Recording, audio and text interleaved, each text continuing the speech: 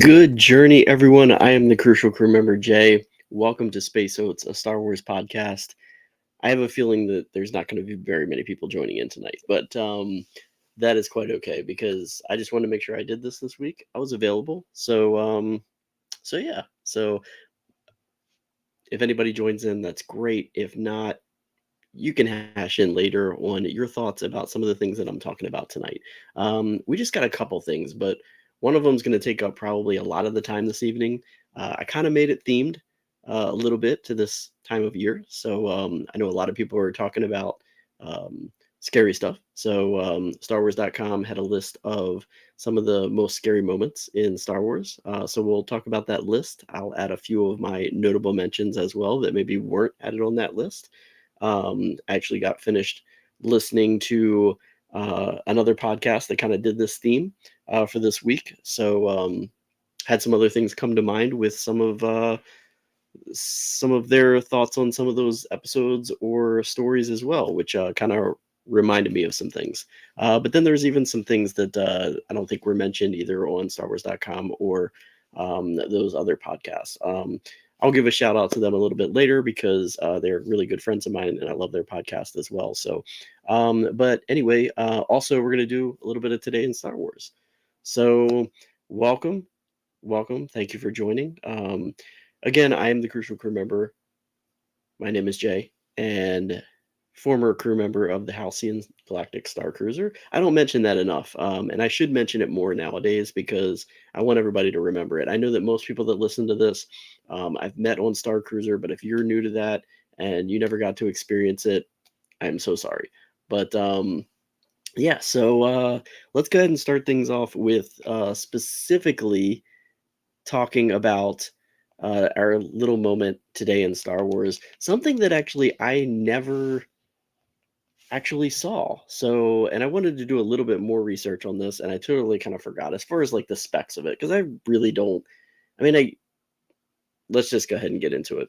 So let's go back to 2002. Today in 2002, October 31st, 2002, Episode 2, Attack of the Clones. Hence why if you noticed my preview thumbnail for this episode, it was the poster for this,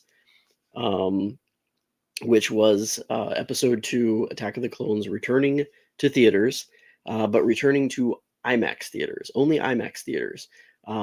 So as an IMAX experience, which made it a little bit of a different type of viewing. The reason is, and this is the thing that really throws me off, and I understand some of this aspect of it, but I don't understand all of it. So if you're an IMAX person, if you understand IMAX, let me know. I know I can do research on this, and I think I've read about it before as the reasons why, but I just don't remember it. So I'm not going to be able to go into those specs, but as far as the reasons for why the IMAX experience was shortened, it was a shortened version of Attack of the Clones.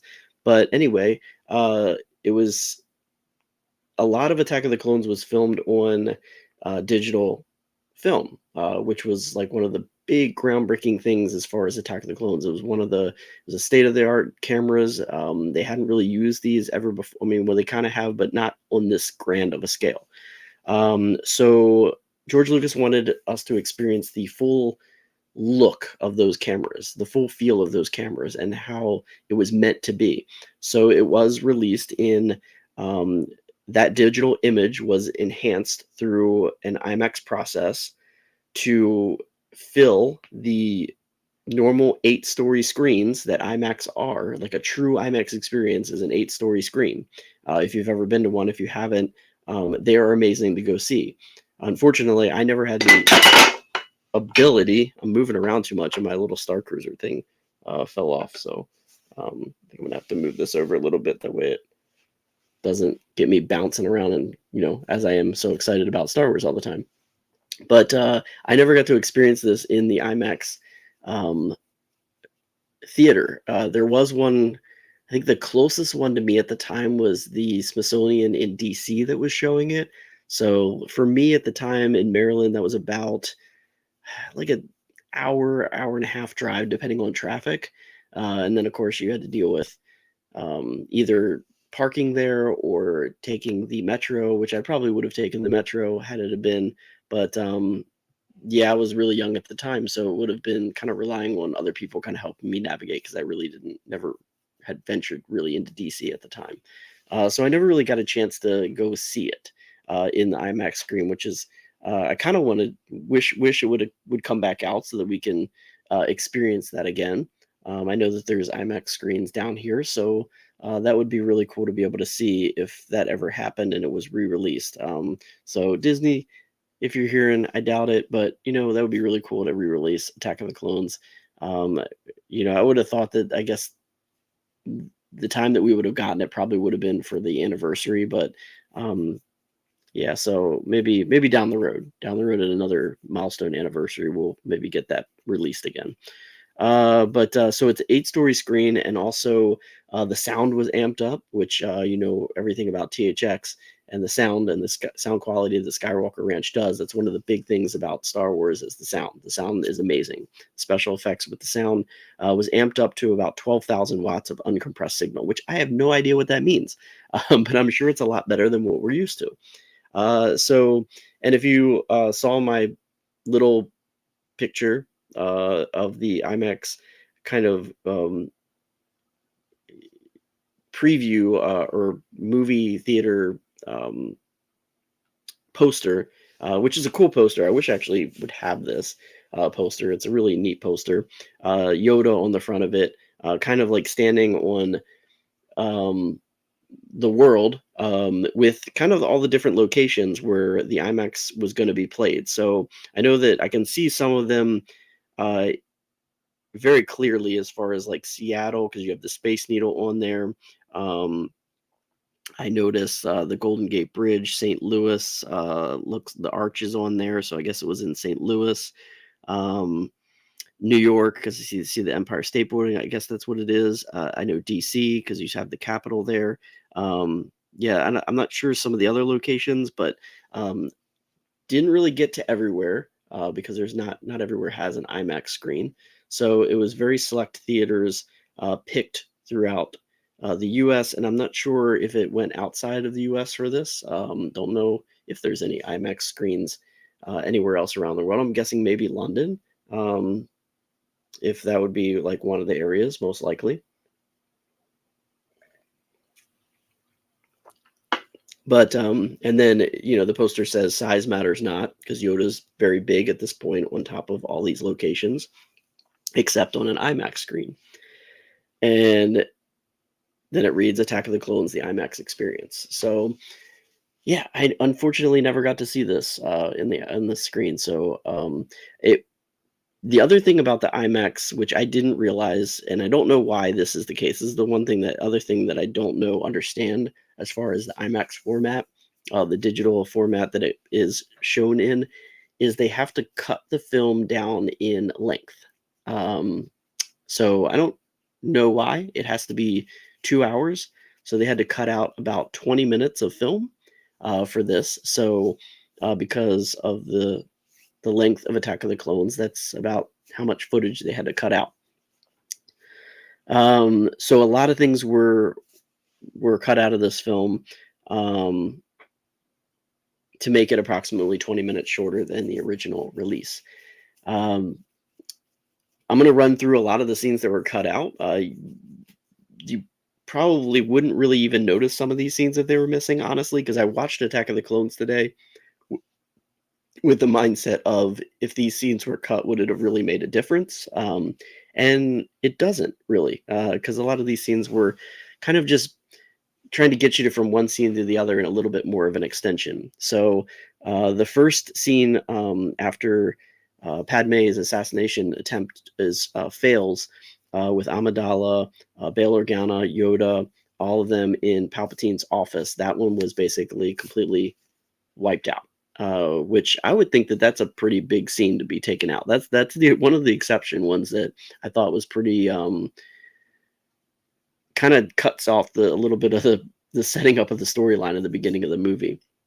The portion where Jar Jar greets Obi and Anakin at the elevator, um, with all the way up to the awkward introduction of Anakin and Padme.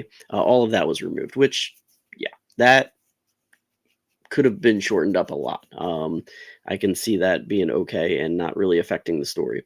The scene basically starts with Obi and Annie talking about how they're going to find the person responsible, sitting on the couch there. So a little bit of a weird cut would have been, because you're like, oh, wait a minute, Anakin and Obi-Wan are now with Padme. And you didn't really know that they were going to be sent to her, because that previous scene that told that was gone as well. So that would have been a pretty awkward throw into that part of the story. If it was your first time seeing Attack of the Clones, anyway. Another minor trim, the part where the assassin droid to which Obi-Wan is clinging tries to scrape Obi against the building was removed. I mean, that's during a chase scene. If that was cut, you probably wouldn't even have noticed. The rest of the Coruscant chase scene remained intact. And I have been told that this was breathtaking, and sometimes even dizzying on the 8-story screen, which I can see. That race through Coruscant had to have been on that big of a screen. But it was said that this scene it looked as if it was tailor-made for an IMAX experience. So those scenes are the reason why it was to be released in IMAX, to really show you that that's what those cameras were made to do. Another scene that was cut or trimmed a little bit was in Padme's quarters, where Anakin was playing with the floating ball when Padme's like packing, and the part where he says he's ready for the trials. So yeah, that could have been trimmed up without any effect to the story, really. Just kind of his frustrations. The discussion between Obi-Wan, Mace, and the floaty Yoda was removed. So, I honestly think that could have been removed without any, repercussions to the story or anything huge story element removed. On the train, the tearful goodbye of Dorme was trimmed out of the rest of the scene. So just the goodbye to Dorme. So that's not a huge thing there unless you're a Dorme fan. The library scene was completely removed, which honestly, that just expanded on Obi-Wan's confirmation of learning where the planet was from Dex, and then kind of going into where the Jedi, the younglings were kind of talking to Yoda that it's been erased from the archives. So this is just that fill-in part. So that being removed really was not that big of a deal.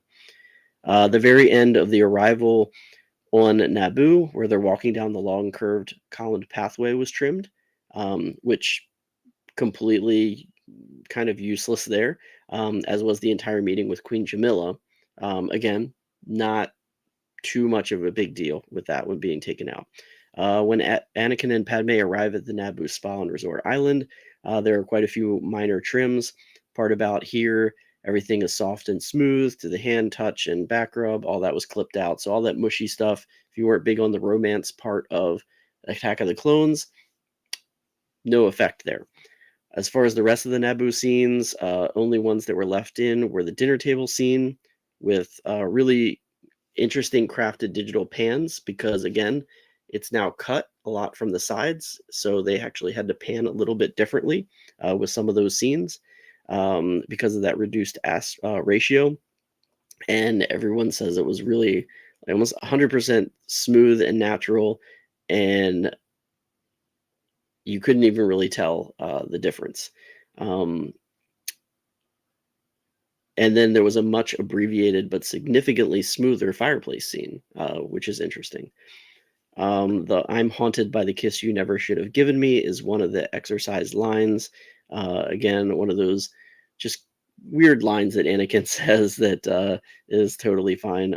No sound of music on the hill, no picnic, no shock riding. So all that stuff, I thought that was kind of silly anyway, and I could totally be fine with that being removed.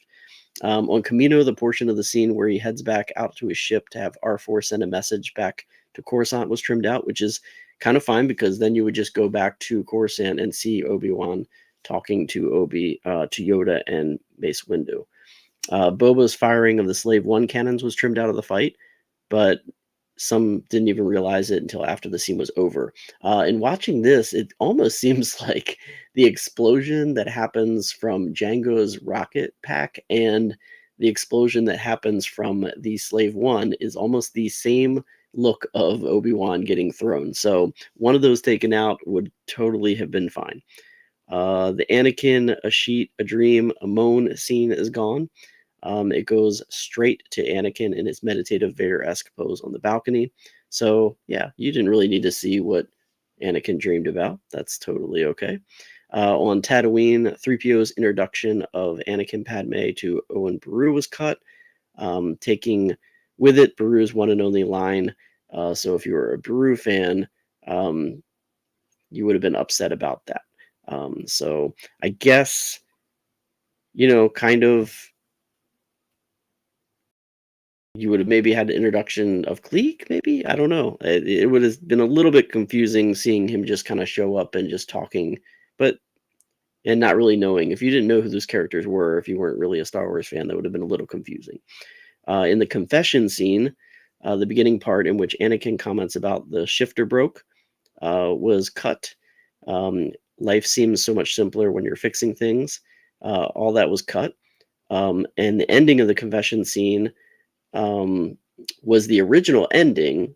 So I guess there was actually some things added a little bit after the movie release to the DVD release, maybe? I don't know. But basically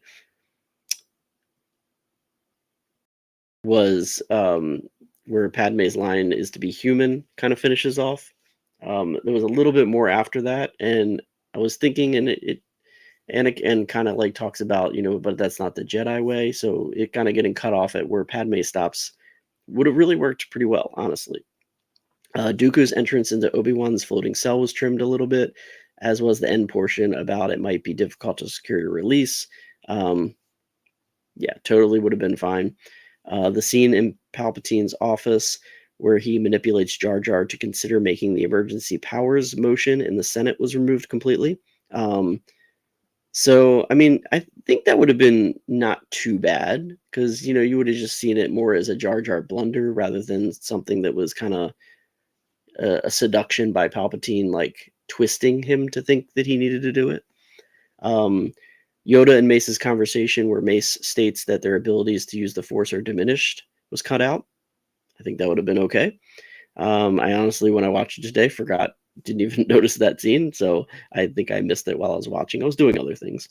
On Geonosis, there's a portion of the scene after Anakin and Padme exit the ship. R2 wants to do the same. The part where C-3PO and R2 argue, C-3PO says that he knows all about humans was trimmed off. So totally throwaway scene that would not really have had an impact on that portion of the scene. The factory scene was shortened by numerous quick cuts and edits. A couple of the cuts were with C-3PO hanging by the fingertips from the little droid thing flying around. The first teaser of the molten metal where you see the canister iris opening up and dropping a load only to find out that it wasn't Padme's container. Again, I think that droid factory scene was a little bit longer than it needed to be anyway. So not my favorite part of Attack of the Clones. So I would have been fine if that was trimmed up a little bit. The final battle, as far as we could tell, was completely intact, completely amazing.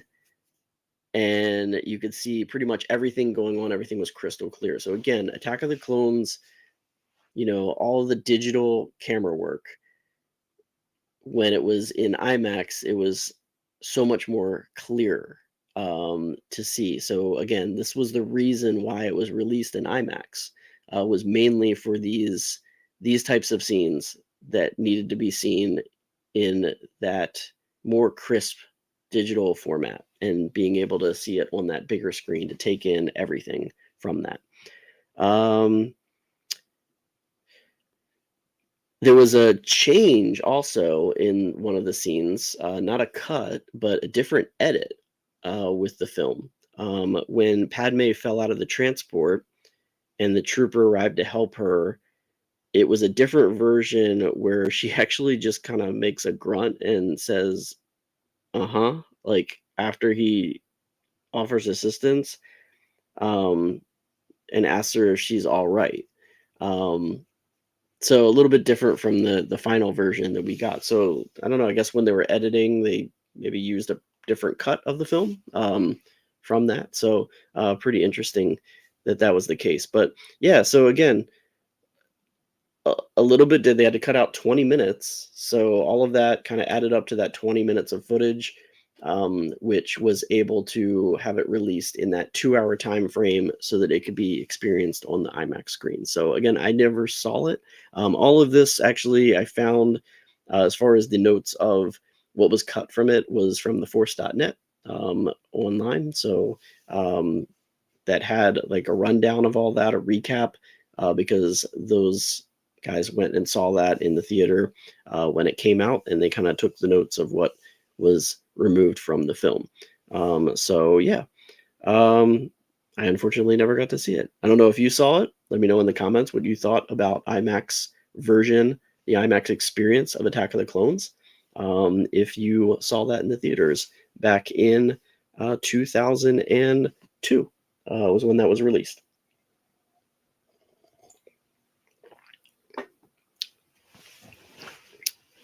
So that is our today in Star Wars. Now we are going to talk about,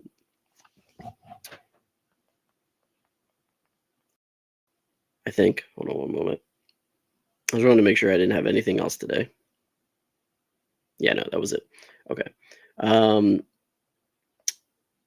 So again, the other thing that we're going to talk about is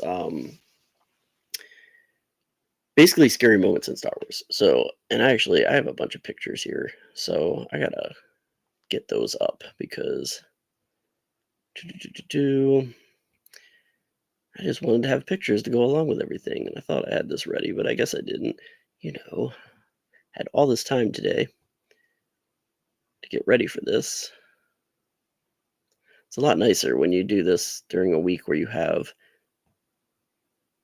a 3-day weekend, because I took off a little bit of work today, this week, and did a little bit of different stuff here. So again, we're going to talk about some scary moments in Star Wars. So the reason for this is I kind of came across. There's been a lot. I've been, Halloween season here. Been doing a lot of watching and reading things that are dropping on StarWars.com as far as scariest planets, scariest characters. I think was one of them. Scariest episodes, and all that kind of stuff. So this is kind of breaking it down a little bit, which there's a lot, and of course they were not going to be able to put all these on there. And honestly, when it comes down to it, really not much scary in Star Wars. Star Wars isn't really that scary, but kind of intensity scary scenes, really, when you think about it. Or if you're a real Star Wars fan and you're following Star Wars and you get to certain scenes, you don't really know what's going to happen next. Like the first time you're watching it, you're like, oh no, oh no, oh no. Maybe you think somebody's not going to make it through the scene, whatever it is. That's the kind of moments that I think that we're really talking about, like really chilling moments in Star Wars, because that's really what they are. They're chilling moments. They're not really scary moments in Star Wars.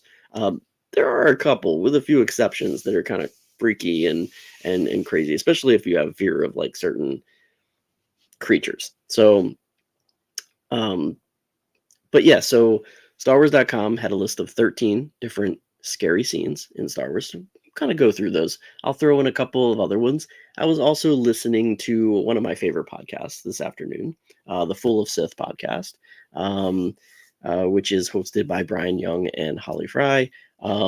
Amazing individuals, especially Holly. Love Holly. And they had a list of their own. And it's funny because I don't know if they actually read this list at all, but a lot of their picks were on this list. They kind of did their top fives, both of them. I love that you said that, Katie.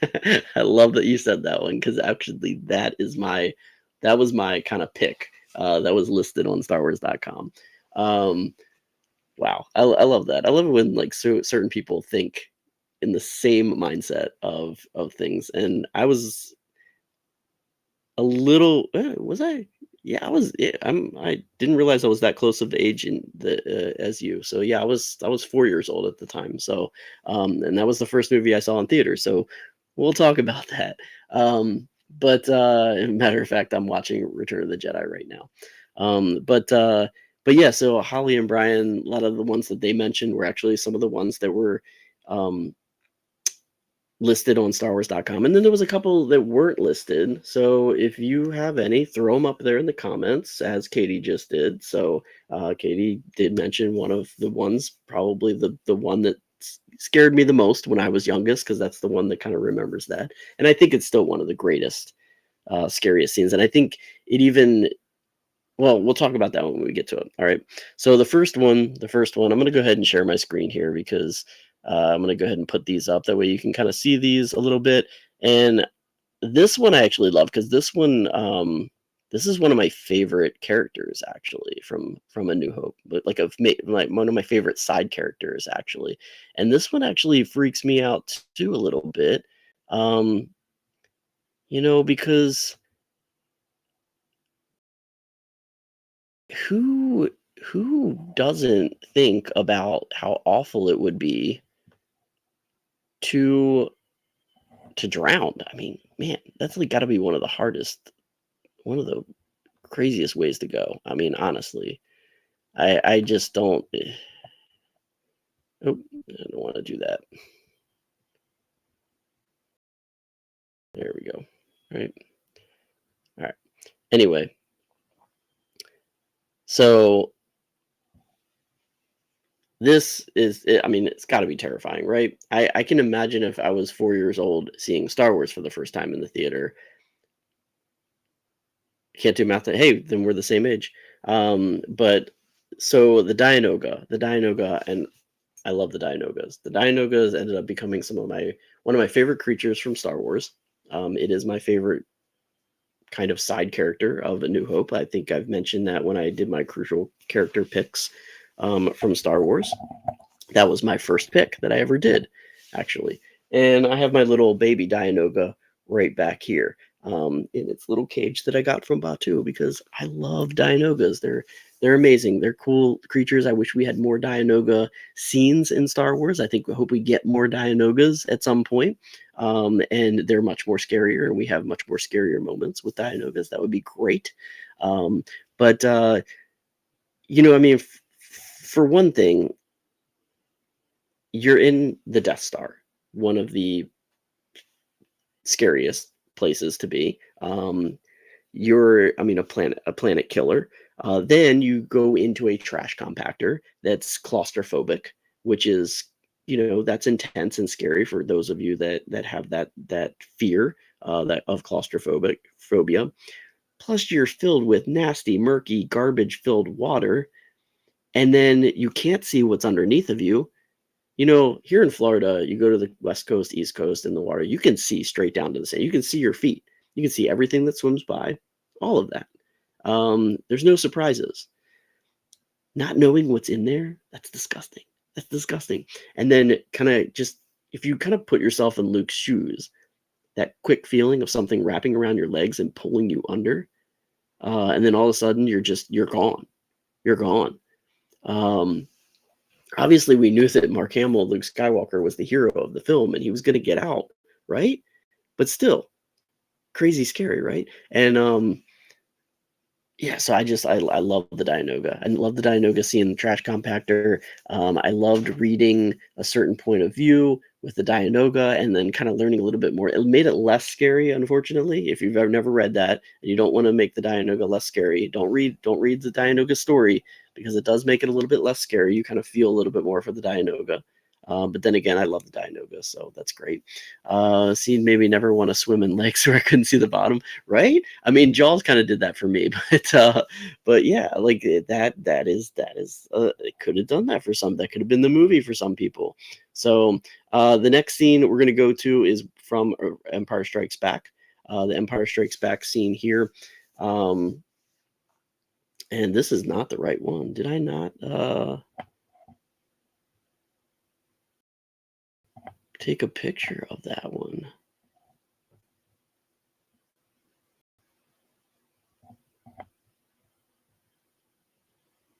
they may not be in order, unfortunately. Darn it, darn it, darn it. Let me see if I can't find the one from Empire. Obviously, I'm going to be talking about the cave, but yeah, here we go. I'm gonna have to pull them up one at a time.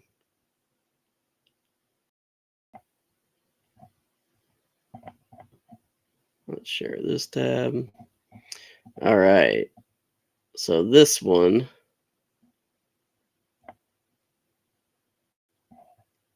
Oops. Computer difficulties. We love technical difficulties, right?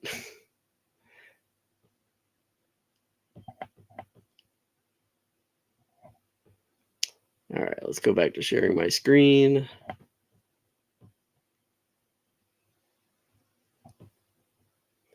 And I got to change my my camera because I'm already getting sick looking at my camera shake like this. So let me change my camera view here real quick as well. All right, there we go. All right, so the Minox.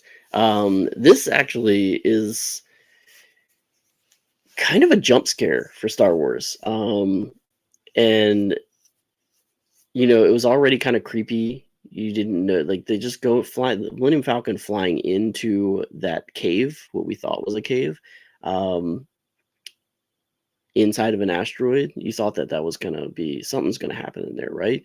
I think we all kind of had an idea that something was gonna happen, and then you see Leia just sitting there in the cockpit. Everything's all quiet, and then all of a sudden the Minoc right on the and that is I mean Leia's like jump scare. I think if you were in the theater, I don't remember watching this for the first time, but I'm sure I was scared when this happened. I mean, they're creepy. Look at them; they're disgusting creatures.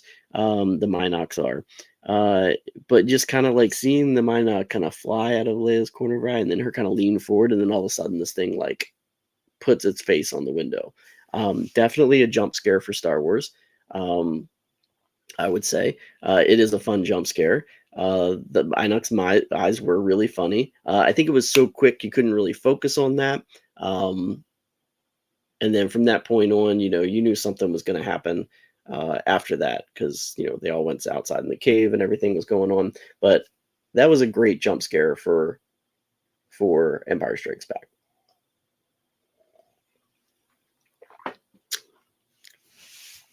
The next one.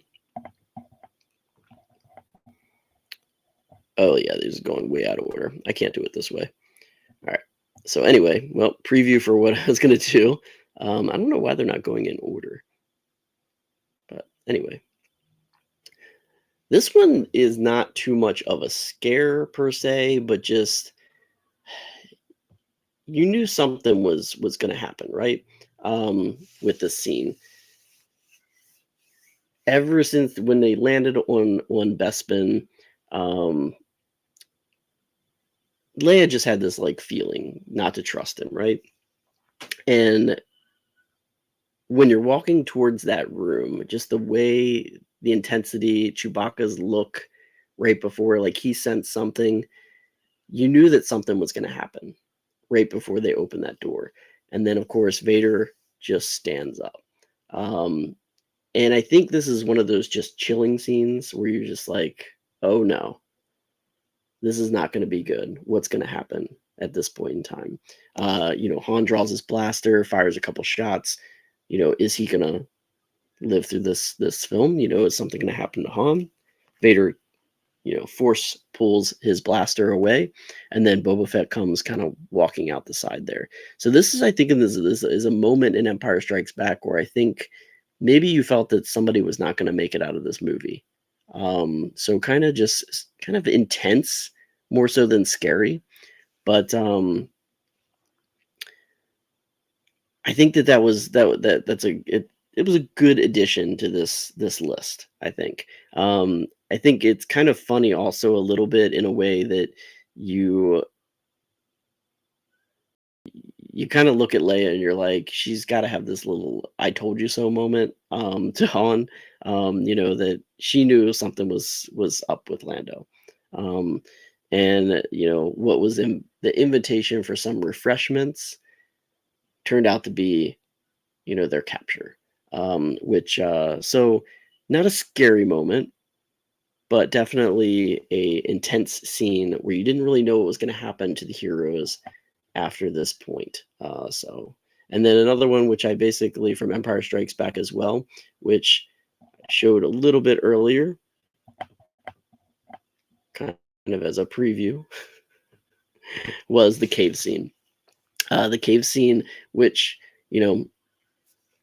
I thought in the cave was really creepy. I mean, Dago by itself is kind of a creepy planet, kind of a scary planet.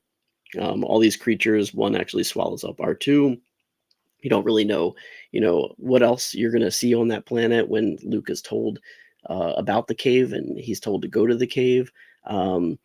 It's definitely an essential sequence in the fact that it tells a lot about what's to come as far as Luke's what he's going to face with Darth Vader. So it has a very good impact later on.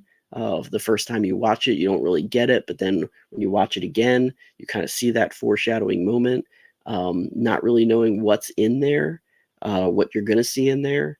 Luke didn't know what he was going to expect. Yoda kind of gives him a hint, only what to take with you. And then he says his weapons he won't need.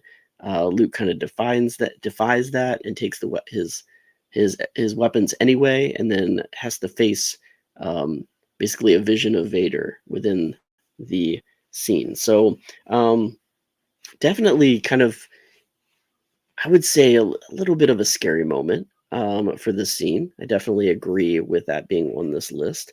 So those three actually were mentioned in Empire Strikes Back. So, and honestly, I think there's a lot more in Empire Strikes Back. So, and actually a notable mention from A New Hope, because A New Hope only got that one scene added, which was the Dianoga. But honestly, I think another kind of a little bit of a jump scare in A New Hope is when Luke's looking through the macro binoculars, looking at the Tusken Raiders, and one pops up in front of him. I think that's a great, little jump scare. Not as intense as the Mynock, I don't think, but I think that's a little bit of a jump scare within A New Hope.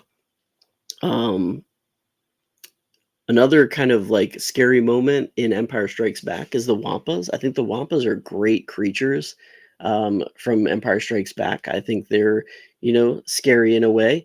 It took out Luke. We don't really know what's going to happen to him. He's like frozen up into the cave. He's going to be kind of the Wampa's dinner. I liked the addition of the special edition, which kind of had that more longer version of the Wampa. You got to actually see him eating the Tauntaun, which kind of gave it a little bit more of a scare moment, knowing that Luke was going to be next, because he could sense Luke trying to get away and escape. Another instance in Empire Strikes Back that I think is kind of chilling and scary in a way is seeing Vader in the meditation chamber. So going back and like not knowing anything about Vader's history, and seeing Empire Strikes Back for the first time, we didn't know really what was behind the mask. You didn't know anything about Vader, who he was, and seeing the backside of him and the helmet kind of off with that flesh underneath, you knew he was human, or some humanoid underneath, which kind of made it really creepy and scary. So I think that would have been kind of a moment to put in there. Yoda to Luke, when he's trying to get Yoda to train him, and he says, "I'm not afraid," and Yoda's face. Again, this foreshadowing, chilling kind of scare that it almost as if Yoda is trying to put that fear into him, or see that fear is going to come. And I think this intensifies even now that you have the prequels, because you know what Yoda had to face with Sidious.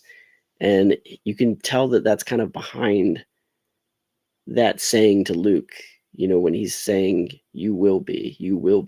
I think that's just an intense kind of scary moment as well for someone. C-3PO running into the stormtroopers. We didn't really know what the heck C-3PO walks into a room and he just gets blasted. But that moment, like right before, where he is trying to kind of back away and kind of apologize for entering in, and then he gets taken out. That was kind of a crazy, scary moment for C-3PO. So those are some other ones, some ones that weren't mentioned on StarWars.com that I thought were kind of scarier moments in the first two movies. But now going into Return of the Jedi, the one that Katie had mentioned, and the one that I agree that definitely is a defining scary moment in Star Wars is the Rancor scene. And I think this one gets better with the special editions because we hear a little bit more, or we see the fear on Olashuka's face in the special edition when she actually gets dropped into the dungeon. And she sees the Rancor, but we don't see the Rancor at that point in time. And then you hear her screams. And then when Luke goes into the Rancor, into the dungeon, in that Jabba Palace sequence, and then we actually see the gate get raised and the Rancor appear. Definitely for a 4-year-old who's seeing Star Wars for the first time, or at least Return of the Jedi for the first time, and any Star Wars movie for the first time in the theater, definitely was terrifying for me. That was the only scene mentioned on StarWars.com from Return of the Jedi, but honestly, I feel that a couple more could have been mentioned for Return of the Jedi, especially when you get to the end scene with Palpatine, because I think Palpatine alone is scary, especially at the end there. Just that hopeless moment for Luke when he basically just hits him with that Force lightning. We never saw that before, as far as that being a Force power yet. And to see how evil he was, and just the intensity in his face while he's just unleashing that power on Luke, and finally basically telling him that he's going to die, which I think is just very intense and scary, especially for a 4-year-old who was seeing it for the first time in theaters. So that was a notable mention of mine for Return of the Jedi. Let's go ahead and move on a little bit here, and we're going to go to a little bit of Revenge of the Sith.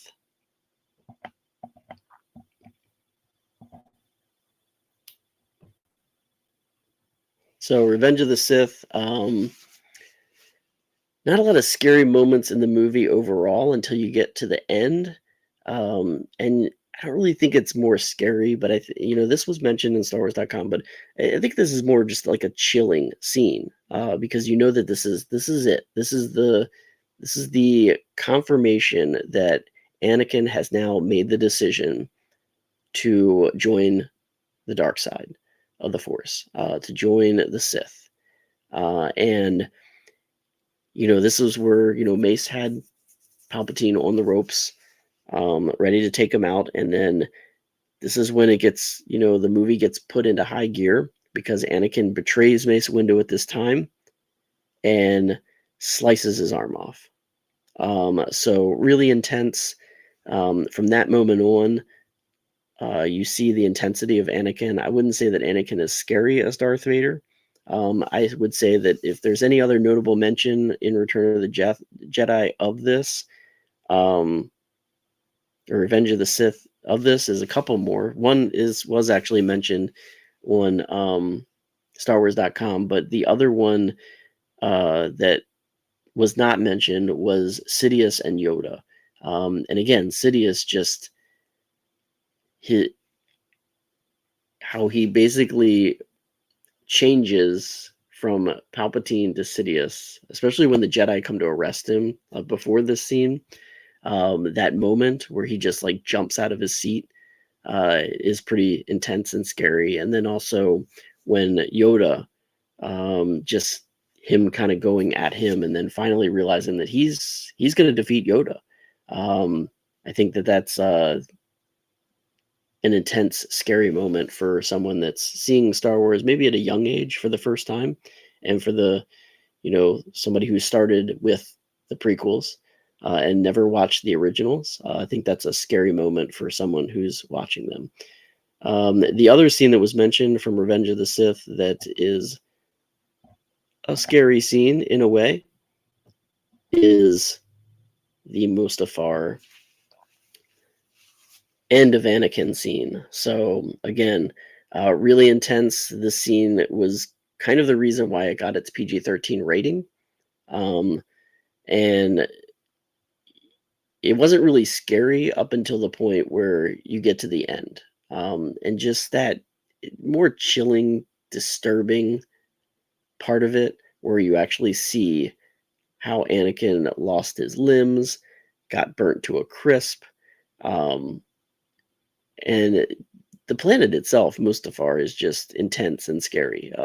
Definitely up there in my books as far as an intense planet in the Star Wars universe. But yeah, that end of Anakin listed as one of the scariest scenes in Star Wars. Then we're gonna kind of step away from the movies for a second, because another one that was listed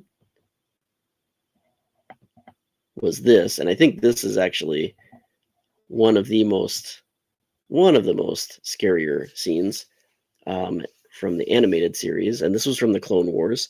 And this was the Brain Invaders episode, which all of these episodes really nasty. I mean, when they went back to Geonosis and they went underground into the hives, and they had the Geonosian kind of zombie-like creatures down there, and then these little creatures kind of snuck into the clones and then got on board the ship, and then ended up even taking Barriss Offee as a host, which was really creepy, going up their nose. It's one of those things that you don't want to think about, right? You kind of just, anytime that night after you watch that and you had like a nose itch, you kind of freak out a little bit. But yeah, so the infestation of the brainworms, definitely some scary scenes there. And it really wasn't pretty when Ahsoka figured out how to like stop them with the cold, and then they didn't like the cold, and they kind of would just like come out of the mouth and then kind of squirm around on the floor. Really just disturbing and scary. So this definitely, I would say, is one of the scarier moments in Star Wars, is this Brain Invaders episode. Definitely took you to those B-rated B-movie horror flicks of old and brought that into Star Wars a little bit. So really fun episode to watch if you like those scary episodes.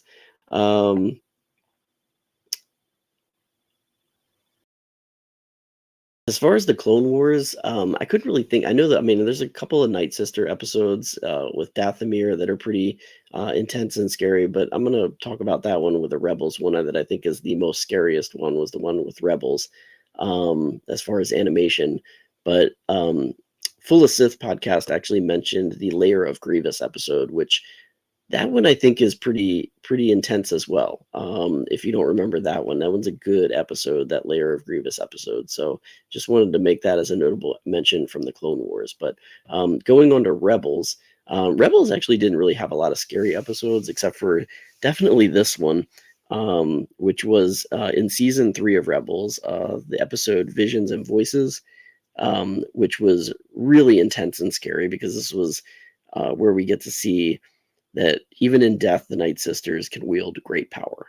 And we knew that kind of from the Clone Wars episodes, but these Night Sisters spirits that actually possessed Sabine and Kanan in this episode, pretty crazy, intense, and scary.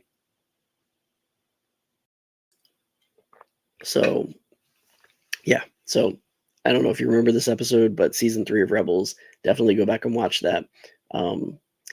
This episode, though, kind of made me do a little bit of moment when I watched Ahsoka, because I don't know if I haven't rewatched this episode yet, but I don't understand why Sabine didn't really know, or she was kind of taken aback when with the witches of Dathomir. Um,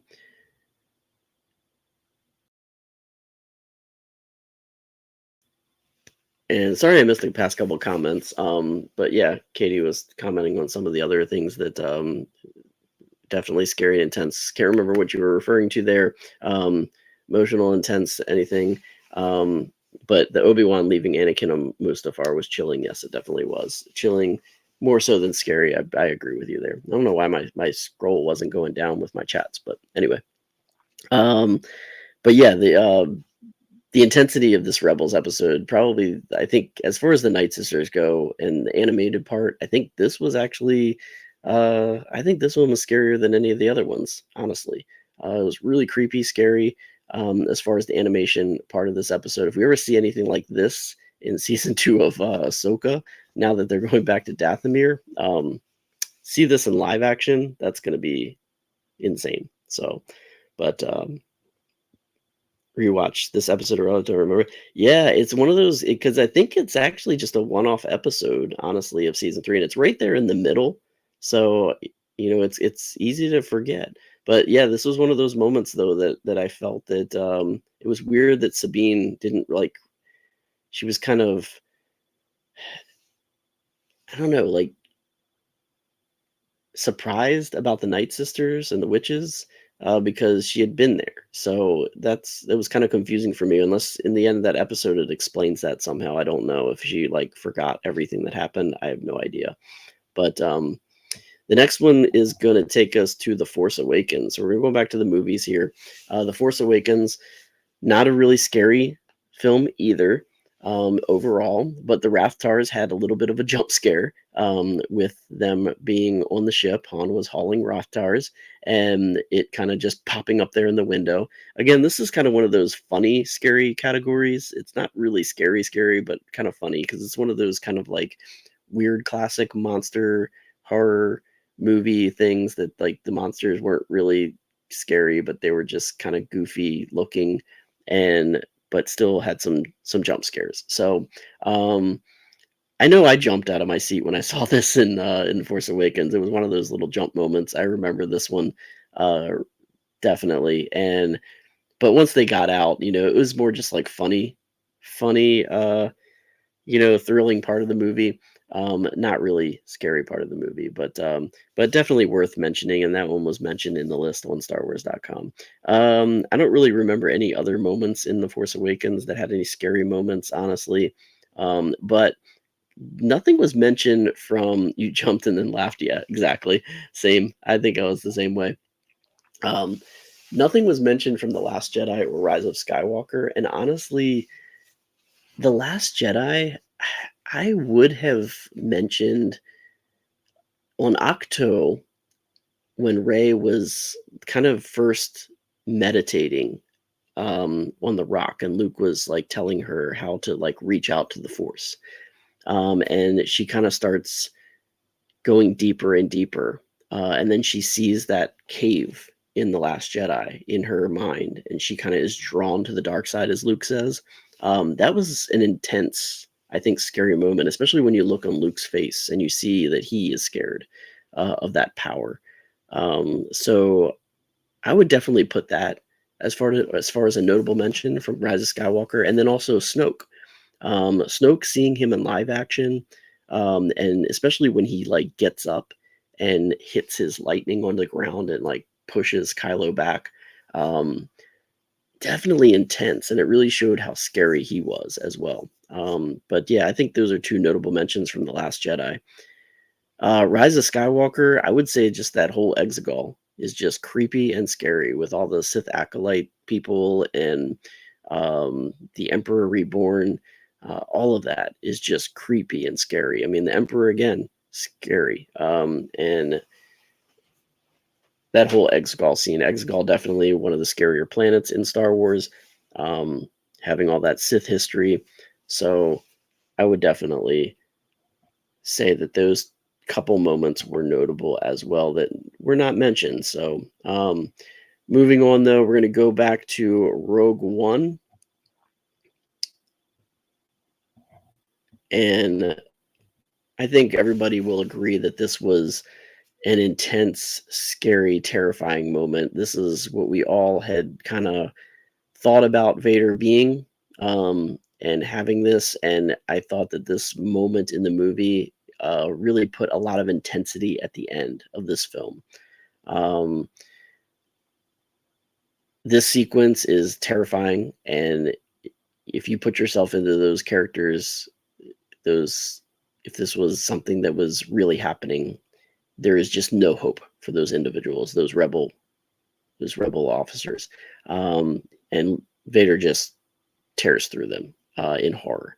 And I know when I was listening to Full of Sith podcast, they had kind of mentioned that a lot of people, you know, when they watched this, they, had said, and I totally agree with their thought process on this. People have said that, they would like to see an entire movie, um, basically showing this kind of stuff. But honestly, I don't think that's necessary. I think the little bits of Vader that we get here and there and showing his intensity, and they had even mentioned one of those scenes from Obi-Wan the series where Vader lifts that one individual up and like snaps his neck, and it's horrifying.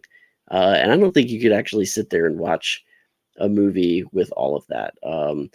Yeah, a Vader series would be cool if it had, like a storyline, but I think so many people would get disappointed because I think they would want this the entire time, and I don't think that's necessary. I think little bits here and there of Vader just like being destructive in this way is enough, because it just gives him more intensity when it happens. Um, but yeah, this scene definitely very terrifying. Yes, exactly. I agree 100% with what Katie's saying, thinking it has more impact with only getting glimpses of him. I agree definitely. But this definitely was a terrifying, horrifying scene. Um, Anybody that would be of a younger generation would be scared to death when this. I would not let, if I had a youngling, I would not let them watch the end of this film. I'd cut it off and pretty much just tell them the story of what happens at the end, because everybody dies. Really. um you have that little glimmer of hope that we know that happens at the end of the movie, but it gets really intense at the end of this film. So another notable mention that was also mentioned on Full of Sith, but I would agree with this, is the Borgullet, which is kind of corny and cheesy, but just knowing the fact that there is a creature that can just, kind of just the way it just kind of just took its little tentacles and wrapped around Bodhi, and reading his mind, and making him tell the truth. That type of creature, really intense, kind of scary looking creature, even though it was a little goofy. But I think that's a notable mention from Rogue One. Let's move on. Let's go ahead and go to, got two more left to go. And this one I just watched recently as well. And I would say that this is probably the most terrifying live action scene in all of Star Wars, in my opinion, because although I love spiders, I also am very creeped out by them as well. Um, because they bite and they hurt when they bite, and you feel the effects of them. I think I got bit by one today, and I just have a little bump on me. It was either a mosquito or a spider, but these ice spiders from The Mandalorian season 2, The Passenger, um, exactly. I agree with you. I love spiders, but these are terrifying and could eat me. And I agree with you, Katie, because that is how I feel about these things. And this whole episode was like a little mini horror movie. And it all started, um, like the when you just hear their clickety clackety of their legs as they're running down the ice corridors, just gives you that alien vibe, um, which was just so creepy. I remember watching this. I think the first time I watched it was at night because stayed up as it dropped, late, and it was creepy. Watching this the first time, and um,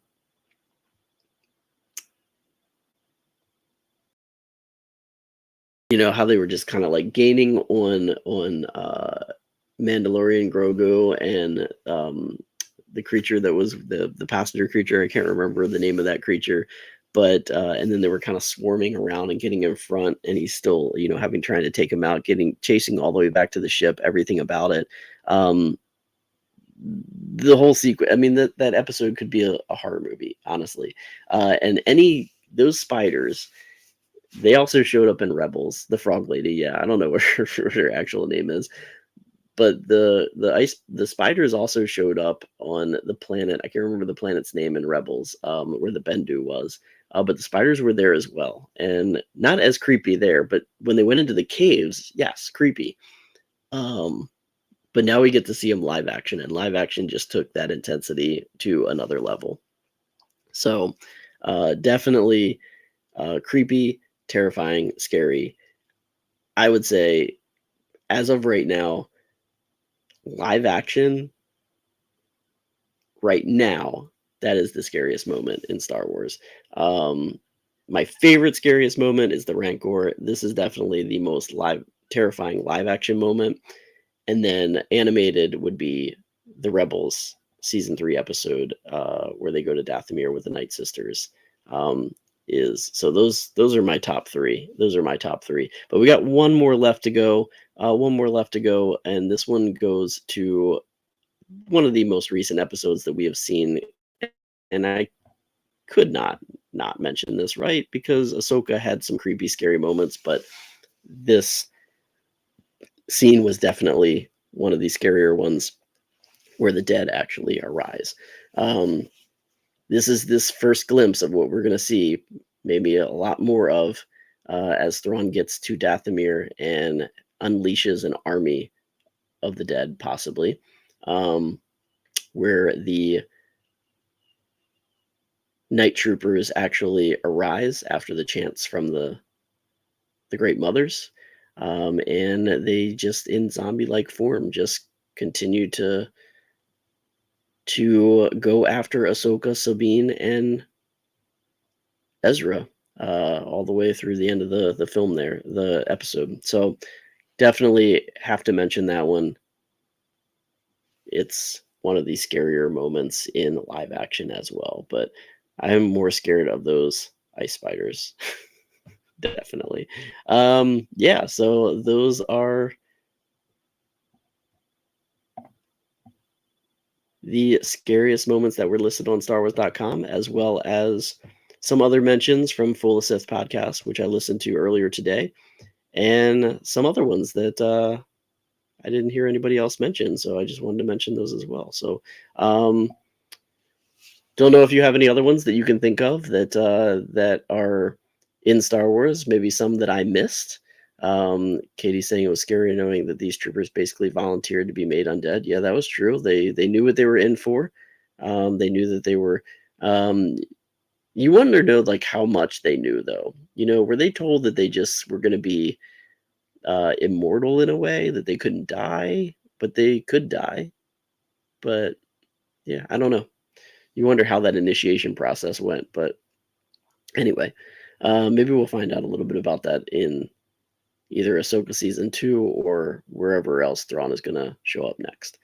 But yeah, so those are those scary moments. So I've been going for about an hour now. I was surprised that actually was gonna take that long to do, but we got to talking. We have Katie here. That's great.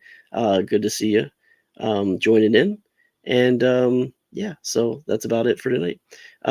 You can find me on Instagram pretty much every day. I do a little segment called Today in Star Wars for the most part, on my way to work for mostly Thursdays through Mondays. So catch me hopefully on the way to work on Thursday. Sometimes I end up not doing it. So that's just all about me either running late for work and getting sidetracked or whatever that happens. But I always post about Today in Star Wars. So look for those posts on my Instagram page, The Crucial Crew Member. And subscribe to this podcast. Join me every Tuesday night live here for Space Oats, a Star Wars podcast, where we talk about Star Wars. We talk about Star Wars history, crucial characters from Star Wars, and some other topics that we find. nothing really coming up this week. Not much in Star Wars news right now, so yeah. But thanks for joining in again. Please like this podcast if you haven't already. I appreciate it if you have. And until next week, do yourself a favor, watch some Star Wars, listen to some Star Wars, read some Star Wars, play some Star Wars, but most importantly, remember, may the stars light your way. Have a great night, everyone. Thank you, Katie.